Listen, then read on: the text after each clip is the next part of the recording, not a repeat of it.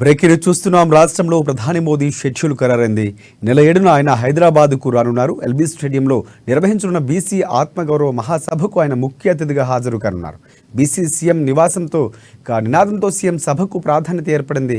ప్రధాని మోదీ బీసీలకు భరోసానిచ్చేలా హామీలు ఉంటాయని పార్టీ శ్రేణులు ధీమా వ్యక్తం చేస్తున్నారు. కాగా ఈ సభను సక్సెస్ చేయడంపై బీజేపీ రాష్ట్ర నాయకత్వం ప్రణాళిక సిద్ధం చేసుకుంది. 1,00,000 మందితో సభ నిర్వహించాలని చూస్తుంది. ఇక గ్రేటర్ పరిధిలోని అన్ని ప్రాంతాల నుంచి జనాన్ని తరలించాలని చూస్తుంది. ఈ మేరకు కిషన్ రెడ్డి నేతలకు దిశానిర్దేశం కూడా చేశారు. 7న బీసీ ఆత్మగౌరవ సభకు హాజరవుతున్న మోదీ మళ్లీ 11న పరేడ్ గ్రౌండ్లో నిర్వహించే మాదిగ ఉపకులాల విశ్వరూప మహాసభకు ముఖ్య అతిథిగా హాజరు కానున్నారు.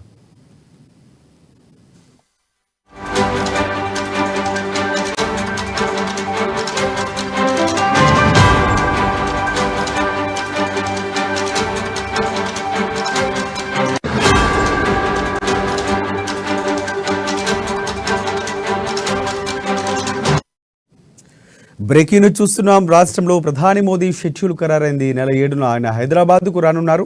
ఎల్బీ స్టేడియంలో నిర్వహించనున్న బీసీ ఆత్మగౌరవ మహాసభకు ఆయన ముఖ్య అతిథిగా హాజరు కానున్నారు.